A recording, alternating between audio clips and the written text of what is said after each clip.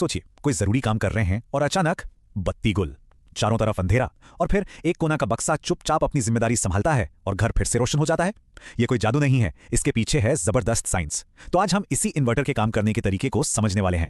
हम सबने इस पल को जिया है जब अचानक पंखे बंद, टीवी बंद, सब कुछ शांत और अंधेरा हो जाता है, और फिर कुछ ही पलों में ये छोटा सा डिवाइस हमारी रेस्क्यू के लिए आ जाता है। पर सवाल यह है कि ये करता क्या है आखिर? दरअसल इन्वर्टर का पूरा काम बस 3 आसान स्टेप्स में बटा हुआ है। पहला, वो पावर को जमा करता है, दूसरा उसे बदलता है, और तीसरा उसे हमारे इस्तेमाल के लिए बाहर भेजता है। ये डायग्राम बस उसी का एक छोटा सा नक्शा है। चलिए अब इसे और गहराई से समझते हैं। तो सबसे पहले ये जान लेते हैं कि आखिर इन्वर्टर है क्या। देखिए, बहुत सीधे शब्दों में ये एक ऐसा डिवाइस है जो बैटरी की डीसी पावर को, मतलब एक सीधी लाइन वाली पावर को, एसी पावर में बदल देता है। एसी पावर मतलब लहरों की तरह ऊपर नीचे होने वाली पावर, ठीक वैसी ही जो हमारे घरों में सीधे ग्रिड से आती है। तो चलिए कहानी शुरू से शुरू करते हैं। पहला फेज यानी पावर को जमा करना। और मजे की बात यह है कि यह प्रोसेस तब शुरू होता है जब बिजली होती है, ना कि जब वो जाती है। जब तक घर में पावर आ रही है तब तक इन्वर्टर एक स्मार्ट चार्जर की तरह काम करता है। वो ग्रिड से आने वाली एसी पावर को डीसी में कन्वर्ट करता है और चुपचाप बैटरी में स्टोर करता रहता है। मतलब ये आने वाले अंधेरे की पहले से तैयारी कर रहा होता है। इसको समझने का सबसे अच्छा तरीका है एक डैम का उदाहरण लेना। जैसे डैम बारिश के पानी को इकट्ठा करके रखता है ताकि सूखे के मौसम में काम आ सके, ठीक उसी तरह इन्वर्टर बिजली को बैटरी में जमा करता है ताकि पावर कट के दौरान वो हमारे काम आ सके। ठीक है, तो अब हमारी बैटरी फुल चार्ज होकर तैयार है। लेकिन जैसे ही बिजली जाती है, इन्वर्टर का असली काम शुरू होता है, और यही इस पूरी कहानी का सबसे दिलचस्प हिस्सा है। जिस पल बिजली जाती है, 1 सेकंड की भी देरी किए बिना इन्वर्टर एक्शन में आ जाता है। इसका एक ही मिशन होता है, बैटरी में जमा उस डीसी पावर को लेना और उसे फटाफट हमारे घर के पंखे, लाइट, टीवी के लिए एसी पावर में बदल देना। तो ये होता कैसे है? अच्छा, कल्पना कीजिए कि इन्वर्टर के अंदर हजारों छोटे छोटे स्विच हैं जो 1 सेकंड में कई 100 बार ऑन ऑफ हो रहे हैं। इसी तेज स्विचिंग से एक कच्ची खुरदरी सी एसी वेव बनती है। फिर इसके बाद फिल्टर और ट्रांसफार्मर मिलकर इस वेव को साफ सुथरा और स्मूथ बनाते हैं ताकि हमारे नाजुक उपकरण उसे आराम से इस्तेमाल कर सकें।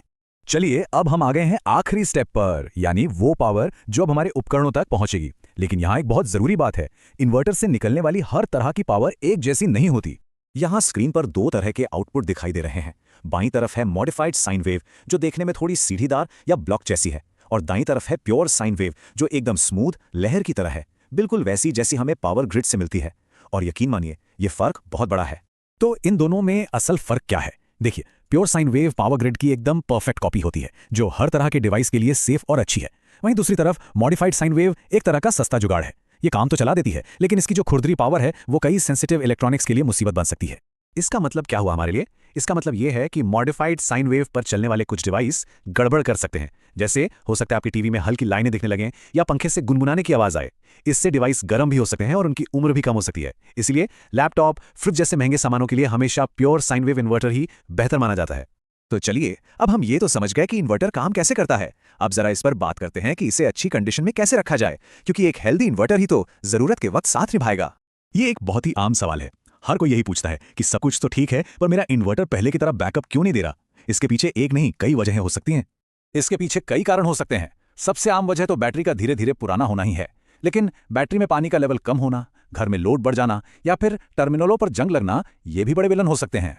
और बैटरी में पानी का लेवल कम है या नहीं, इसके कुछ साफ संकेत मिलते हैं। जैसे अगर बैकअप टाइम अचानक घट गया है, बैटरी बार बार गर्म हो रही है, या इन्वर्टर से कोई अजीब सी गंध या बीप की आवाज आ रही है, तो समझ जाइए कि पानी का लेवल चेक करने का टाइम आ गया है। ये बात बहुत ध्यान देने वाली है। अगर आपको कभी बैटरी के टर्मिनल्स पर ऐसा सफेद या हरा पाउडर जमा हुआ दिखे तो इसे कभी नजरअंदाज मत कीजिएगा। ये सिर्फ धूल मिट्टी नहीं, ये जंग है, और इसका सीधा मतलब है कि बैटरी से खतरनाक एसिड वाली गैसें लीक हो रही हैं। बैटरी में पानी डालना कोई रॉकेट साइंस नहीं है, पर इसे हमेशा सावधानी से करना चाहिए। सबसे जरूरी बात, हमेशा इन्वर्टर को मेन सप्लाई से बंद करें, और सिर्फ, मैं फिर कह रहा हूं, सिर्फ डिस्टिल्ड वाटर का ही इस्तेमाल करें। नल का पानी बैटरी को हमेशा के लिए खराब कर सकता है। और हां, कभी भी मैक्सिमम लेवल से ऊपर पानी ना भरें। तब हम जानते हैं कि यह डिवाइस कैसे काम करता है और इसकी देखभाल कितनी जरूरी है। बस थोड़ा सा ध्यान, थोड़ा सा मेंटेनेंस, और आपका पावर बैकअप उस वक्त आपका साथ जरूर देगा जब आपको उसकी सबसे ज्यादा जरूरत होगी। तो इस पूरी बातचीत का सार ये है कि सिर्फ इन्वर्टर का होना ही काफी नहीं है। ये जानना कि वो स्वस्थ है या नहीं कहीं ज्यादा जरूरी है। तो अगली बार जब बिजली जाए तो एक पल के लिए जरूर सोचिएगा, क्या आपका सिस्टम उस अंधेरे के लिए पूरी तरह से तैयार है?